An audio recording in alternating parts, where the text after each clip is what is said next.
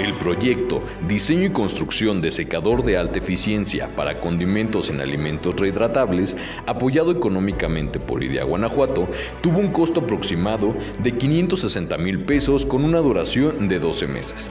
El objetivo de dicho proyecto es diseñar y construir un secador de alta eficiencia energética para el procesamiento de vegetales, tales como cilantro y cubos rehidratables de vegetales para la empresa Condipro, con las características tecnológicas que permitan ahorrar combustible y la obtención de productos de alta calidad.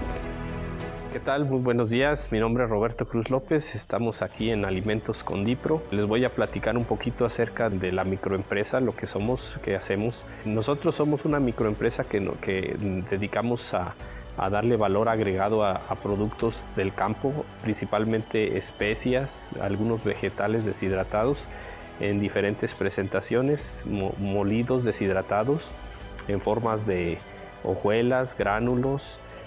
También hacemos pastas. La planta tiene 3 áreas, 3 departamentos. El departamento de deshidratado, que es precisamente donde recibimos el apoyo de CRODE en la fabricación de un secador, que es parte fundamental de nuestros procesos. La otra es el área de moliendas, cribados y mezclas, y la otra es elaboración de pastas o purés.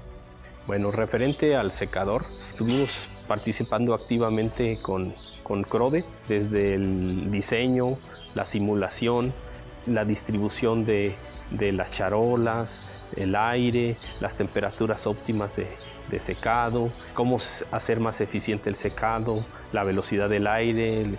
Ellos con su equipo de ingenieros hicieron un simulador donde se monitoreaba totalmente en todas las áreas el flujo del aire y de alguna manera que fuera lo más homogéneo. El simulador arrojó las necesidades del quemador, arrojó las velocidades y ya ellos se dedicaron a elegir los equipos adecuados para ese tipo de proceso.